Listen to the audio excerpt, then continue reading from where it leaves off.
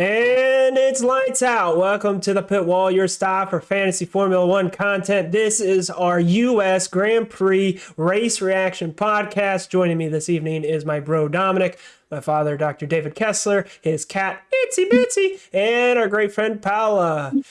And I'm your host Jeanmark, Jeanmark, and let's go. I want to begin by thanking every one of you. We have crossed 600 subscribers, 600 strong as a part of the pit crew in this Pitwall community. You guys are amazing. I am so thankful to all of you who brighten my day with your comments. Many of you guys have great points and perspectives. You're helping talk to each other even in the comments. So this is a great community, and continue asking your questions and being a part of this experience of Formula One fantasy.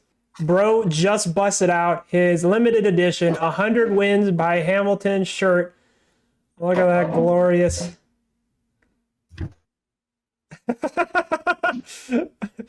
Now we go over to our driver's standings. Perez has leapfrogged Norris by 1 point. Leclerc is pulling away from Sainz, and of course Verstappen has extended his championship lead. Moving over to the Constructors standings, there has been no change, but it seems like McLaren is holding on to a slight lead over Ferrari, and Red Bull is within striking distance of catching back up to Mercedes. How do you guys feel about the McLaren-Ferrari rivalry as it showed out on track and in the standings? I'm a little bit surprised. Ferrari is slowly catching back up to McLaren, but really it's just coming down to Norris. These last couple of races, not scoring the kind of points I would expect. I feel like the Ferraris are driving about as good as they usually do, and so it's just that different. You know, earlier on it was Ricciardo. Norris seems to be the one getting the less points now. It could really go either way. I could see either of them taking the third spot. So maybe it's like a setup thing. Maybe these tracks suit Ricciardo's setup and driving style a little bit stronger. And I think you're also seeing Perez buckle down and focus and really go after catching up to Bottas. And that's a side effect of Perez doing better. He's now out qualifying the Ferraris and Red Bulls, where in times past, they were out qualifying him. So then that means the margin of points that those teams can get is now lower because you now have the Red Bull, which now brings us to the top three. Man, this is hilarious picture. For those of you who are watching, this is a doctored image. They are not actually that short.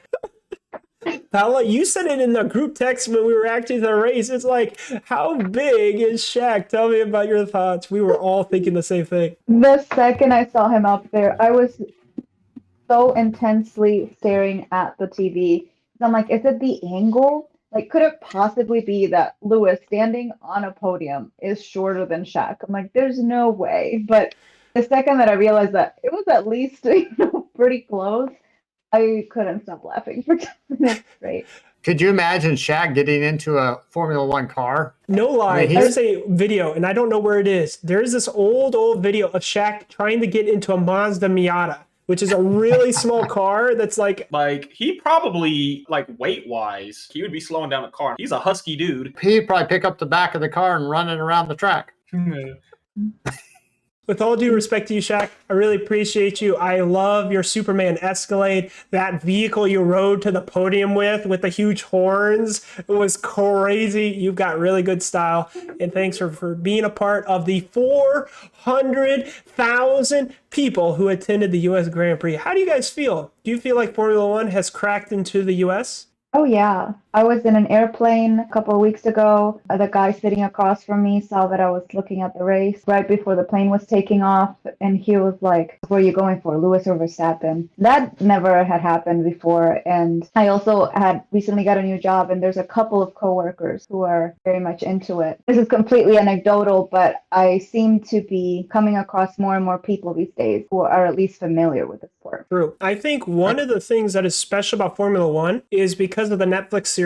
A lot of people watch Netflix, and that show over the 3 seasons didn't tell you about racing. It told you about drivers. And in the NFL, you have stars, but there's way too many players, right? I can't even name all the players on my favorite football team. The fact that you only have 20 drivers you can really narrow down their personalities. You can narrow down who you like, who you may not like. Now you can keep track of the storylines. And like you said, people are getting invested in this title fight, Verstappen or Hamilton. That's like one of the greatest things to get people interested, is having a close title fight. Actually, let's just dive right into the race reaction. Dad, how did you feel about Hamilton getting past Verstappen into turn 1?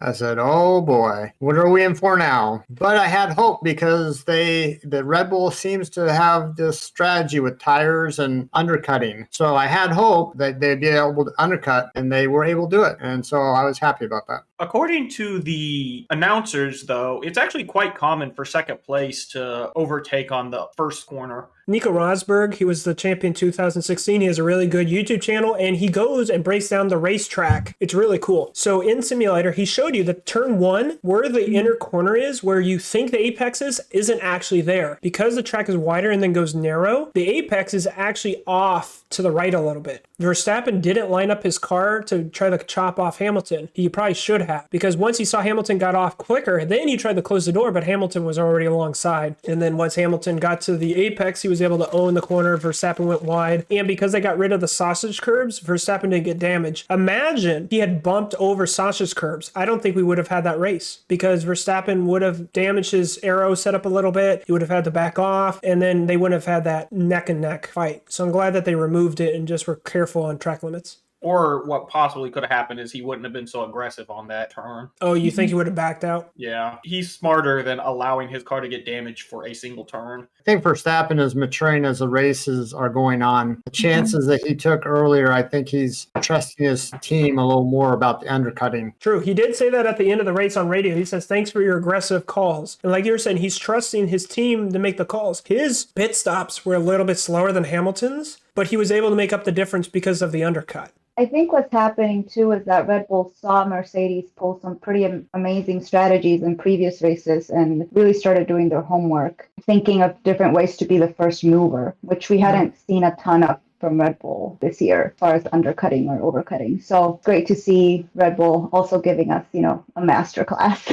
I think it was helpful that Perez was up in the mix for that undercut to take place. And so I think if Perez can continue helping Verstappen, if Bottas can't match it, Verstappen is going to continue leading. That's a good point. Imagine if Perez wasn't close enough, and he even had a 2-second slow pit stop. So imagine if he didn't have that. Hamilton would have come out behind Perez, and then he could have blocked him. But going to your point, if Hamilton didn't have to pit early, he would have had even fresher tires for his second pit stop. And you saw how they said last 3 laps, and that would have been the last 6 laps or last 7 laps if Hamilton didn't have to pit early. So yeah, that was really important for the Red Bull strategy to put that pressure on Hamilton. There would have been no Mick Schumacher to save him that time. The last thing I'll say about the strategy, what Paola was alluding to, in Barcelona, Mercedes made it very clear track position is better. And so they did their strategy to get Hamilton out in front. And then they said, Verstappen, it's your job to pass Hamilton. And that's what happened here. Red Bull said, if Hamilton wants to beat us, he has to pass us. And they were telling Verstappen, you may not be faster on the straights, but make sure to preserve your rear tires, and then you can aggressively come out of those corners when he gets close so that you can always escape the DRS detection zone. And that ended up being a clever strategy that I never think about. That's impressive. Hamilton was able to manage his tires, and then Verstappen was able to manage his tires. And that was fascinating racing. It's now time for our heroes and zeros. Bro, we'll start off with you. Who is your hero? My hero week's got to be Tsunoda. Just a solid performance. They didn't really show him too much during the race because he was just in the middle of the pack, but was in the points. So that was kind of impressive. Just kept his head down and got what he needed to done. Good on Tsunoda. That's 2 races in a row that he's held at bay a Mercedes vehicle. Last week versus Hamilton, this week versus Bottas. Dad, your hero. Perez is my hero. Even though I didn't get him turboed, which I wish I had, he was able to stay up at the front of the rest, and let Verstappen and Hamilton fight it out. Was great. He didn't let Leclerc or Bottas or anyone else pass him. So that was good. Perez did have the Herculean task of driving practically the entire race without any water or as he called it, drink. I know there's a meme for Kimi Räikkönen saying, "Where's my drink?" But did you notice, like, after the race, Perez was hydrating so much? Like, he was, I need some water, and then he'd go over to somewhere else, and he was drinking more water. Man, he was hanging on, trying to race in that crazy heat. To see him light up with the Mexican flags there in Austin, and now he's going to his home race. Could you imagine how much better he's going to be? He might even be staying up with the top two racers. How do you guys feel? If Perez is in first place at his home Grand Prix in Mexico, do they let him have it, or they ask him to let Verstappen by? I think we're going to see Mr. Horner pull Mr. Wolf this race. And I mean, I don't think I'd risk my driver winning the entire championship. I think Christian Horner has enough faith in Verstappen that if that happened, he would let him race. I think he'd probably let him take his home GP in first place if Verstappen was getting second. But that means that Hamilton would have to be third or worse. I think it would come down to whether or not Perez is able to maintain the first place pace. I do not think that under any circumstance they would want Verstappen getting stuck behind him. It's nice that it's the Mexican GP and all that. The further ahead Verstappen can be in front of Hamilton during a race, they're going to make that happen, I would feel. Now for you, Paola, who is your hero? My hero for this week is Charles Leclerc. You probably didn't see him much during the actual race. I was really impressed with him and the gap that he created between Ricciardo and finishing fourth for the second successive race in a row. I personally wasn't expecting that from Ferrari. So I think the upgrades are working and he's really going after it. Which brings me to my hero, Mick Schumacher. Back markers can be heroes too. I personally believe that if Verstappen had not have gotten DRS off of Mick Schumacher in the last lap, Hamilton would have gone wheel to wheel with him. Verstappen might have blocked him, but I think Hamilton would have had two straights to be able to DRS Verstappen. And so I think that was crucial because not only did Verstappen get DRS, Hamilton didn't. And that got him back out in front. Mick Schumacher, you drove a solid race, and you're not like your teammate Mazepin that gets everyone frustrated when it's blue markers. Although Verstappen was on, he was like, tell Michael Massey, make him let me pass. Help me. Anyways, so Mick Schumacher, you're a hero. Are you suggesting that he may have intentionally put himself in a place to help out Verstappen? No, what I'm saying is... Or is he, hold on, or is he just your hero because of the situation? My hero is that he wasn't ignoring blue flags. Raikkonen and Mazepin both got black and white flagged during the race because they weren't adhering to blue flags. You had other people who were getting passed and were holding up Verstappen. Verstappen lost up to 2 seconds over the course of, I think, 3 laps when he was hitting back markers. Hamilton was able to cut the deficit in half because Verstappen just was not hitting them at the right times, which was an inverse of Zandvoort, where Verstappen was hitting the back markers at the right time. Hamilton wasn't, and he could never catch back up. And so the fact that Mick Schumacher pulled over and didn't hold up the leader, he didn't even hold up Hamilton, he just let them pass. I think that was really good racing from him. Which now brings us to our zeros. Speaking of someone who didn't want people to pass him, I'll start off with Alonso. He had some scraps with the Alfa Romeo drivers, first shoving Raikkonen wide into turn 1 and then saying, oh, he passed me off the track. Not the case. He rejoined the track, then he passed Alonso, but you could claim that he was maintaining speed. Point is, Alonso did not leave him a car's width on the track, and then he dive bombs Giovinazzi, hits the apex, but is taking too much speed. He goes off the track, maintains his advantage by passing him, and then it was like, woohoo! I was like, okay. To add insult to injury, not only did Alonso do dubious things, he then had to retire. So that's my zero, which goes to his teammate, Paola. Who is your zero? I think we can go ahead and throw Alpine in the loser section altogether. Ocon gave me negative 11 points, and he DNF'd. So that double DNF and getting absolutely 0 points as a team, I think rightly so, puts them in that loser category. Sad for Alpine. And of course, like you said, Ocon hurt your team score. Yeah, I was about to say, it mostly just sounds like she's salty. The thing is, he was 11th for a few laps. It did give me hope that he was going to get me solid points as far as fantasy goes. So big disappointment when he went out. Well, speaking of someone who's hovering right around the edge of points, Dad, your zero was Bottas. I thought for the longest time that guy wasn't even going to get any points. I don't know what's going on. Why is he your zero? Our DRD league, I had him on my team. I knew he was going to take 5 grid penalty, but I thought he'd make that up. I didn't realize that he would be stuck behind and actually just barely make up into, 5th place? He didn't do so hot for my teams, and I just thought he would do better. Which brings us to our last 0, bro. Who was it? I know I was getting on Paola for being salty, but mine is also League DRD related. I had Kimmy on my team, and, he was just there. We had all the drama with the Alfa Romeo, and I'm like, okay, whatever. And then all of a sudden, literally out of nowhere, he just loses places because he slides off the track. I was like, ugh. He does this Benalla on track. He does this Benalla straight off track. I'm like, there was nobody around him. I lost a couple places, probably some points because of that. So True.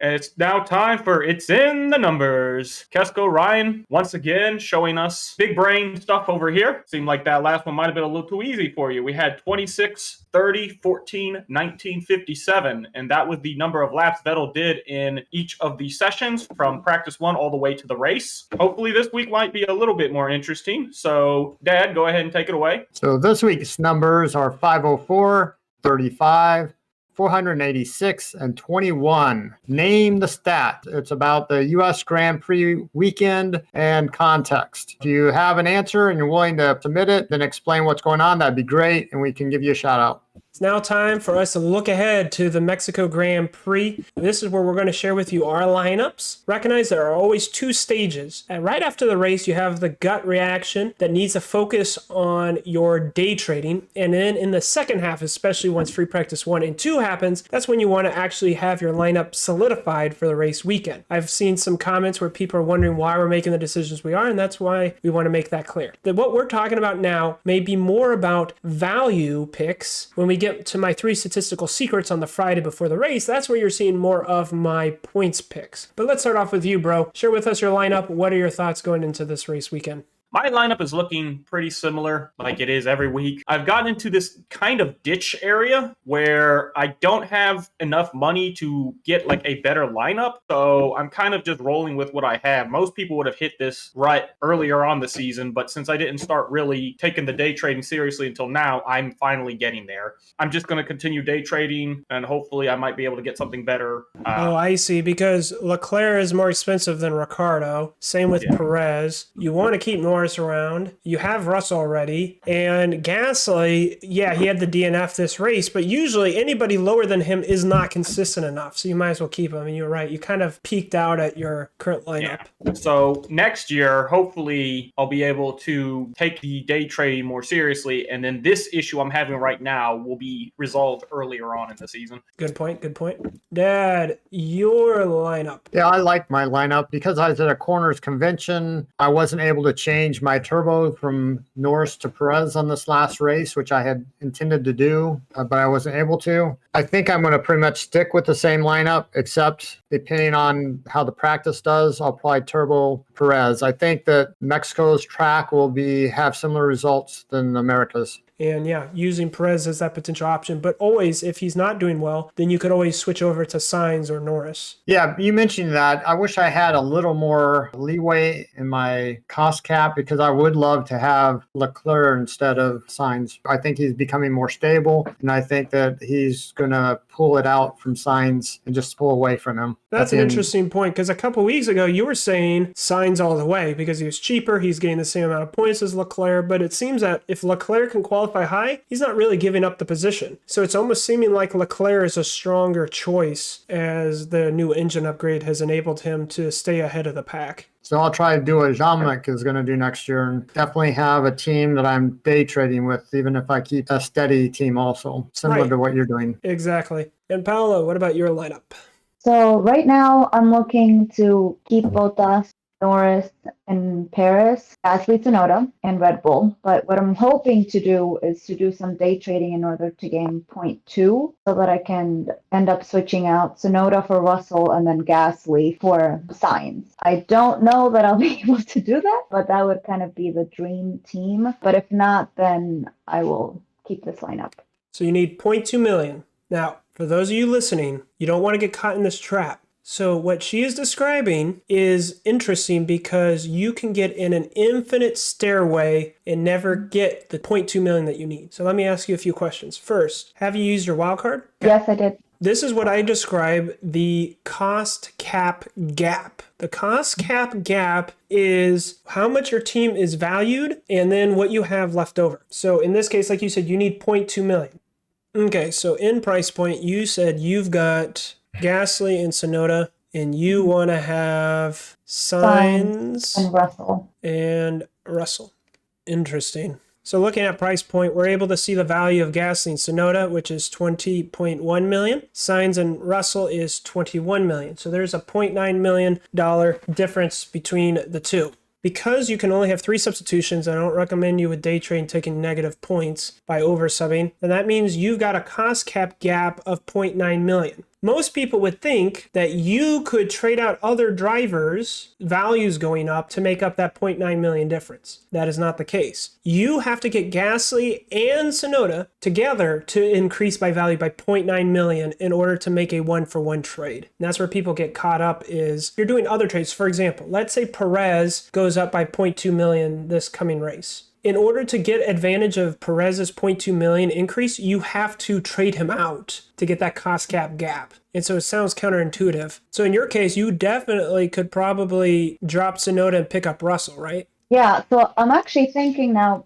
based on that analysis, that it might make sense to pick up Sainz and just add Schumacher. Okay, and this will now bring me to my lineup. I've got 2 lineups. Team 1 is my solid team where I try to make minimal substitutions and just run the statistics. You can see that it's roughly 200 points ahead of my day trading team, in which I'm trying to raise the value as high as possible. My Team 2 outscored Team 1, so it's starting to claw back. But that was actually funny enough because I had already used my substitutions, and so I had 1 left. If I had stayed with Leclerc instead of subbing off to Sainz, I would have got even more points. I'm not worried about that. I think I did the best thing I could have. I didn't expect the McLarens to have that huge battle with Sainz like they did, but I'm glad I didn't take off Verstappen and put on Bottas because that was the difference. The reason why Team 2 outscored Team 1 is because Verstappen got more points than Bottas, even though he had the plus 10 for his race streak. And so I'm thinking going into this next race, there's no reason to keep Bottas on Team 1. So I should switch him back to Verstappen. And then depending on my margins, I can decide if I want to go from Sainz to Leclerc on Team 2. I can't afford to do that on Team 1. But like you said, Dad, I think Leclerc, he's going to get you more points potential than Sainz. And so I should switch back to him.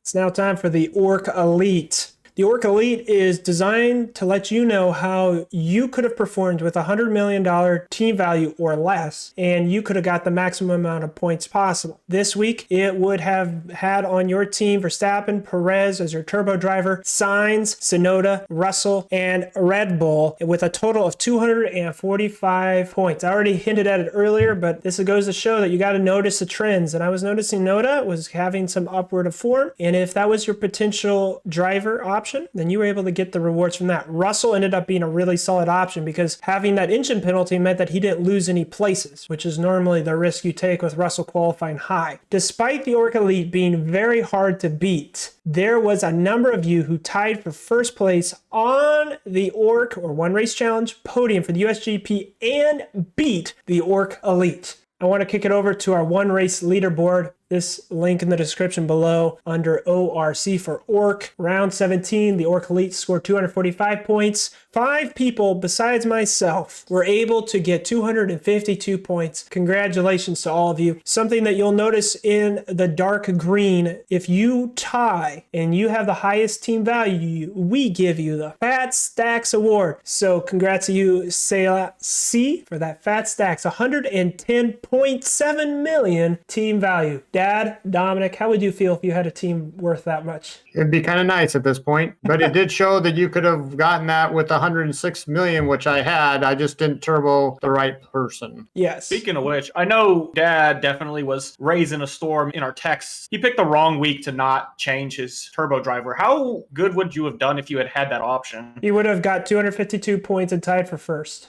Oh, Oh, where would that have put him on the standings? Okay, thank you for mentioning that. If you scroll all the way over to the left, Dad, which was in second place, has dropped down to fourth. And a few people who got a gold place position have leapfrogged them, like Yuso K. I have moved up to sixth position with 65 points. I am inching closer to Dad on the leaderboard. Now, what Dad is holding on to, hopes of all hopes, if he could break 100 points this season. If you had gotten that podium gold, you would have been back to first. So I don't want to put more salt in your wound, but feel sorry that you weren't able to turbo Perez. Quickly, kick him while he's down. Well, next year, I'm going to have to figure out how to be more mobile to make those decisions on the fly. I wish Fantasy Formula One was its own app. If you go to F1 app, then you have to go through a sub-menu to then go to F1 Fantasy, and then it has to load, and it's like the most obnoxious thing to do mobile. I think they would have a lot of people using their app if they were to make a standalone app. And that would also be nice for you, Dad, because then you could keep track of stuff. If I had had that app on my phone, I would have made that change during the time I was in my corner convention. I could have done it throughout the day. Are you doing everything on your computer rather than your phone? Yeah. Well, then maybe we got to have a huddle after this podcast and I talk you through that app. The funny thing is, with an app, that probably would have taken, 10 seconds max? Go on, boop, boop. That's it. Yeah, hopefully you guys will help me figure that out because that would be great to have in the future. But so much more funny to hear these sad stories. Don't worry, we might hear one from you one day. Ooh, yeah, okay. I would need to get out of the bottom 10. My stories aren't even interesting; they're just bad. Thank you for everyone who's been a part of helping me out, helping you out, helping me out. If you get my drift, I am now ranked 21 in the Aston Martin League, 21st in the United States League, and 346 globally. And that is because of performances like this last weekend. I want to give a shout out to the Pitwall community. We were fourth place, but after this great race result, we have leapfrog KGP F1. Actually, it's funny, they and us leapfrog a lot. Here's a secret. They don't leapfrog us based off performance. They leapfrog us because cool people like you are joining the league and you just have a lower average and you're trying to build up your team. So we're actually lowering our averages the more people join, and they keep 54 people. But you guys are doing really great. Actually, for this last race, we were once again in the top 5 for the Pitwall League with an average 204.6 points. So congrats to all of you being a part of the league that is season long, even though I don't give it much attention here. And I know he said that it brings down averages, but don't think for a second that we're worried about our averages. For us, it's more important for you to have fun, join the league, get some experience than for what our total points look like. Don't hesitate to join just because of averages or anything. The point of the season long league is, like Dominick said, for you to learn. You're able to see 240 something teams, see their lineups, see their strategies, and then you can improve. That is the point of the season long league. The one race challenges are for those that are daring to see if they're able to excel. Because it's a one race challenge, you don't see what everyone else picks. The submissions are hidden until the race begins. Which brings us to this one race challenge. Shout out to all those that got first place. And let me clarify some things for you before we go on. We have a special podium ceremony at the end of each race podcast, and that only has 3 slots. We do 2 things in this league. The first is we do not take Mega Driver's multiplier into account. It's just base raw score. The second is if there is a tie in points, tie break goes to lowest team value. Now, not meaning that you don't get first place. It's just to decide who ends up on the podium. We do want to give shout out to everyone who got first place though. Corey B. Congratulations, 252 points. Pretty much everybody who had the same lineup as him, where you turboed Perez, you had Verstappen, Russell, Norris, Sainz, and Red Bull, got the same result. So shout out to Ward V, Selah C, Jason P, Yuso K, Kevin V, myself. Congratulations for making that decision. Those that were tied, even though it says 8th place here, we're counting you on the ORC leaderboard as 2nd place. Amon C, this is the lineup that he had. He had Bottas instead of Verstappen. That is what my team won, where I was able to get all the people with their race streaks. That was the points differential. Cam T, Paraj F, I think that's how I pronounce it. And then our lone third place, Ariel. Congratulations to all of you guys. Let's actually look at what her team makeup was. Unless it's a guy, excuse me. Ari, clarify. I've seen you comment in the YouTube videos. You let me know. Ari, guy's name, girl's name, make it clear, and I will make sure to get it right each time. Perez, Verstappen, Norris, Sainz, and then Schumacher. And it did come down to who was your sixth driver. And those are the people that made it on our podium. And so you'll see at the end of the video, the teams with the lowest value are the ones that'll be on the 3 steps. The top step actually will be Jason P, who had a value of a 106.1. So congratulations to you. And that means you won your home Grand Prix. We get to hear the United States national anthem for the United States Grand Prix. Hats off to you. It's been so long. Was it the first race of the year? I think, when Dad won, yeah? Yes, we heard it in round 2 when Dad won, and that was the last time we heard it. Well, would Dad have, if he had actually gotten first place, would he have had the smallest value? No. Okay. I was about to say, that could have been your American national anthem. I don't mind hearing it by someone else instigating it. Yeah, I mean, I don't mind it either. It's not like I'm going to be the reason we ever hear it. True. We must not forget, while we did give the Fat Stacks Award to Sela with his 110.7 million, we need to give our Meme Team Award. And that goes to Cam T with Perez My Buttons. Really cool.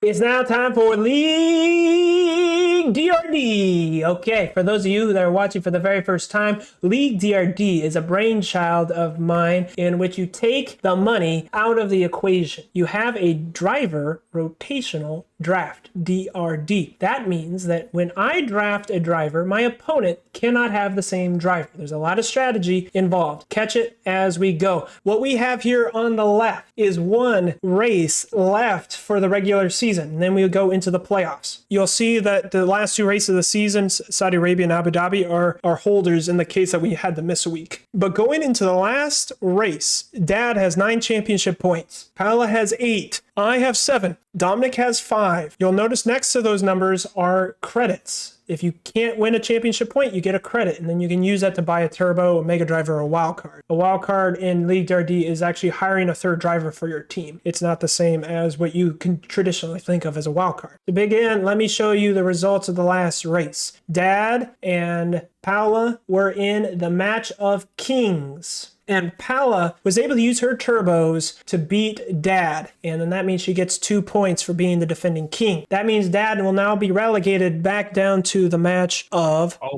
Lords, where Dominick and I faced off. And lo and behold, Dominick, I spent 2 credits to get a mega driver, and that was the difference. If I had turboed Perez, you would have won. So that means Dominick is going to stay back in the match of Lords. Currently, Paola is actually probably our best chance of getting first. According to our League DRD rules, which we drafted at the beginning of the season, here are the regular season tiebreaker rules. If the teams are tied on points at the end of the regular season, the first thing we'll look at is the number of times that they have won the King's Race. Dad currently has 318 points from his King's Races, and Paola has 278. Dad has a 40-point lead on Paola in the King's Race. So realistically, Dad would have to score no points this week. I have to play a spoiler this week to make sure Paola could get first. Yeah, that's what you'd have to do. You would have to play spoiler by winning both the King's Race and the Court Race. That's a clean sweep. Only I didn't have 4 credits to my name. If only you used one last week in Mega Drive, then we'd be in this situation. Yeah, well. Okay, well, here's the situation. If Paola wins the Court Race by default because I win the King's Race, that means she'll have 9 points. I'll have 9 points. And if Dominick plays spoiler and beats Dad in both races, Dad will also finish with 9 points. If I can win the King's Race and Dominick gets the clean sweep on Dad, I get first place. If Paola wins the King's Race and Dominick gets the clean sweep on Dad, Paola gets first seed. So whichever way it goes, Dominick has to clean sweep Dad for Paola or I to have a shot at first seed. So who are we all rooting for? Who are we all rooting for? Dominick. Dominick.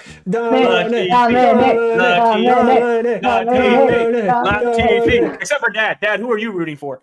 Schumacher. You're not even rooting for yourself? How weird. I don't care. Pretty sure I'm going to end up in last no matter what. So it doesn't matter to me what happens. Yeah, it's interesting, though, that Jeanmark has 2 credits to win the Kings race. Paola has 1. So Paola would have to have a strong Kings lineup, plus whoever Jeanmark mega drives flops. Jeanmark is in really good sitting right now to make first place. I don't know how I feel about that. Look, Paola controls her destiny. I need help. And Dad can control his destiny. You can't and have Dominic can control all of our destinies. I don't know. I don't believe that Paola controls her destiny since she has 1 less credit than you do. Oh, you think because I have more spending power? Yeah, you mega drive your highest one, and she turboed her highest one. Unless yours flops, you're going to get more points. Just the fact because you mega someone rather than turboed them. The same way with Dominick. Dominick potentially could outscore both of mine because he can mega drive both. So what you're saying actually is that because I lost to Dominick by 1 point in the court race, it was actually to my benefit because it gave me a second credit to spend. Right. Well, no, because then you would have had an extra point. And I think that's slightly more important. Well, let's see. Let's say if I had beaten Dominick, I would have 8 points but 1 credit. I edged you out by 1 point in the court race? Yeah. Right then. Okay, so now it's time for our keepers. I am a loose cannon. I do what I want. True.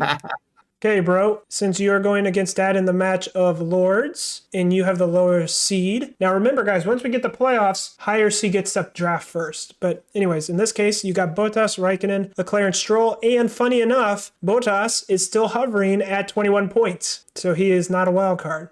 And he won't take an engine penalty, so that's a positive for him. Well, so is that your keeper? Gotta stick with Bottas here. Bottas, let's say it correct. Especially because Bottas didn't finish the race on the podium. So he's going to give you good options. Okay, Dad, taking Bottas off the table for you. No. You have Schumacher, Latifi, or Sainz. Latifi. Unless that would give you some kind of advantage. Man. Wow, that is sad. Okay, so I pick a keeper, and then who picks after that? Dominick will draft 1, and then you will draft 2, then he'll draft 2, and then you draft 1. Okay. Man, oh man, oh man. Okay, that's strategy. Unfortunately, no.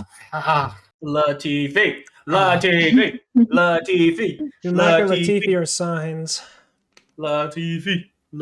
This is my new dance for us. Sainz is good, but is he going to be as good as the other ones? Bottas will probably beat him. Perez will probably beat him. Leclerc ended up being the much better option than Sainz. Yeah, well, the problem is I can't keep him because I don't have him on my team. Okay, let's go over the DRD manager. Okay, what DRD manager, everyone, is based off the finishing positions of the last race is how we draft for this race. People yell you can't draft because they're wild cards. Dominick picking up Bottas as his keeper means that you go to his column and he can draft Latifi, Schumacher, Mazepin, Gasly, Ocon, or Alonso. Dad, who has Sainz, who finished 7th, he gets one extra option of having Russell. So if he were to go with Schumacher isn't at the back of the pack, so he is giving you, or Latifi, a little bit more options. But as you can see, if they're in green because they DNF'd, that's the equivalent of drafting 20th. So then they can draft anybody at that point. So Dad, it's like, how in the middle do you want your lineup to be? Sainz got 21 points this last race, and he finished 7th. That could be a good number 1 option instead of picking Russell Russell got 18, or Schumacher. If you drafted Sainz, then your next option could be one of these guys like Gasly, Ocon, or Alonso, and they can then pick anybody, and then you could pick up your Perez or your Leclerc or your Ricciardo. All right, I guess I'll go with Sainz. And now for the match of kings. This is tricky. Yeah, because both you guys have Perez. Yeah, and I, of course, want Perez, but then, you can have Leclerc, and Leclerc, well, actually, one was 3rd, one was 4th, so never mind. Those are about equal. Yep, I will make Perez my keeper. Okay, who's your keeper then, Paola? You have Raikkonen, Leclerc, or Stroll? I think it's an obvious choice, Leclerc, for me. Okay. Yeah. Now to the draft. We'll start off with the match of Lords. Dominick with Bottas. Who are you drafting? You have Latifi, Schumacher, Mazepin, Gasly, Ocon, or Alonso. And like I said, if they're green, that means they DNF'd, and that's the equivalent of drafting 20th. So then they can just pick whoever you want. I guess it doesn't matter if I take out from the bottom because picking up whoever Dad doesn't at the top. So, I'm feeling Alonso. Let's do this. It's just a bad race. Wow, you picked who I was going to pick. Oh, no. Yeah, I can tell. Oh, okay, Dad, you get the draft signs, which gives you Russell down to Ocon. Right, but the only way of getting Perez, take one of the DNFs. Okay, right? well, Gasly also is a DNF, and Ocon's a DNF. So I trust Gasly more than Ocon, Okay. and then I'll get Perez. So you're drafting Gasly, and then from Gasly, you're drafting Perez. Okay, and then Dominick from Alonso, you get pretty much Leclerc down. Yeah, I'm going to pick up Leclerc. He did me okay last week. And so Leclerc gives you the options between Mazepin or Ocon. Wow. I don't think that's really much of a choice there. Okay, and then Dad, you last drafted Perez, and because everyone was taken, only get one option above him, which is Mazepin. Very cool. This is quite interesting. I don't think I was prepared for this pairing. Dominick has a really solid lineup. Okay, now to the match of kings, and I get to draft first. So I have... Clean sweep, clean sweep. I'm going to do Alonso. All right, Paola, you get 2 in a row. So your first is from Leclerc, which is either Mazepin, Ocon, or Gasly. I will go with Gasly. Okay, and then Gasly gives you the whole field for your options. And I will go with Bottas. All right, bruh. With Alonso, I will pick Ricardo again. You still Russell. pick up Ocon. Yeah, so I'll do Ricardo and then Ocon. Okay. No! So what's that leave her No. Who did she draft last with? with? Bottas. Botas, you get Latifi, Schumacher, or Mazepin. Latifi. Latifi. Latifi. Latifi. Latifi. This is my last pick, right? Yep. This will be your last pick of the regular season. Hey, finally got a point. Isn't that nice? Well, it's not going to be Mazepin. Yeah. Latifi. Latifi. Latifi. Okay, Latifi. Oh. I mean, Really? don't pick Really? because of me. I would say Schumacher. But here's the thing. At the end of the day, it doesn't matter who you have in your court race. That's true. She's playing. If you're in the for match of kings, if you win the kings race, then the other person by default will get the 1 point from the court race. So we picked up Latifi for the memes. So don't forget, Paola can turbo, I can mega, Dominick can do 2 megas or a wild card in a mega, and Dad can do a Or turbo. nothing. I could just do nothing. Please. We beg you. Do something. I'm going to be straight with y'all. I almost was going to do nothing for the memes. There's too much, that could happen. Too much drama and story that we can there's talk so much about drama next podcast. that, I was like, man, it would be doing everyone a disservice for not trying. Yeah. You want the wanted to- drama to be based on full effort. I wanted you know? Dad to be, sweating, and then, the face when he realizes that I didn't even care, and I didn't do anything. But, nah, this is way more juicy. Are we ready? Are we ready? Yep. 3, 2, 1, reveal! Okay, so it's looking like, let's start off with Dominick and Dad. Dominick is going guns blazing with Bottas Mega Drive and pairing him with Leclerc. In the court race, he's going Alonso Mega Drive, It's paired only off because with Ocon. so many different things that could happen. Otherwise, Dad did not do what I thought he was going to do. Dad is going for the court race to ensure that he can get points differential. it's better to be safe than sorry, right? That's why I put Signs and Gasly on the top, thinking that if I can broaden that 40 points to a little further, maybe I'd stand a chance against Paola if she wins. Mhm. I see what you're saying. And I figure the Perez would give me potentially 60 points. If he'll max out at 30 and turbo to be 60, and that might be enough to hold off whoever he's going to put there. And Lonzo may not get 60 points. That's actually a pretty solid strategy because in the case that Paola beats me, you just have to worry about winning the courts race. If Right, and I if you beat beat Paola, Then it doesn't matter because you have more Kings races. well, no, because if you still win the courts race, you still get first seed. If you get a clean sweep, then I have a chance to get first seed. But if you can ensure that you get at least the course race, then you can stave off me. And then if Paola beats me, then you hopefully will beat her in the points tiebreak. That So was my actually, now theory. I thought about it, that was actually a very decent strategy because, like you said, you're wanting to defeat both of our strategies. Well, there we have it. let's go on to mine and Paola's. I, being the lower seed, will go first. I'm putting a Mega Driver for Perez, pairing him off with a Ricardo. And then Paola is having Leclerc with a turboing of Bottas. And then in the court race, Gasly and Latifi versus my Alonso and Ocon. Should be interesting. At least Dominic made an effort to make it interesting. Yeah. Nah, Oh, fam. man. It wasn't about being interesting. This is about winning, hopefully. Good I'm luck. glad I can cheer against Paris this race. In his home Grand Prix in Mexico, you're going to root against Perez. That's cold. Ah! That's cold, Oh, man. That I is really cold. shouldn't. I feel like I'm letting down the Latino community, but, Well, this is a game. This is a game. Yeah. And there we have it. Thank you so much for being a part of our great podcast. Recognize that there is just mere days before the next race, the Mexico Grand Prix. And so we're looking forward to this next race in the Americas, part of this triple header. Thank you again, Bro, Dad, and Paola for joining me this evening. I've been your host, Jeanmark, and we've been your Knights in Racing Armor. We'll see you on the pit wall.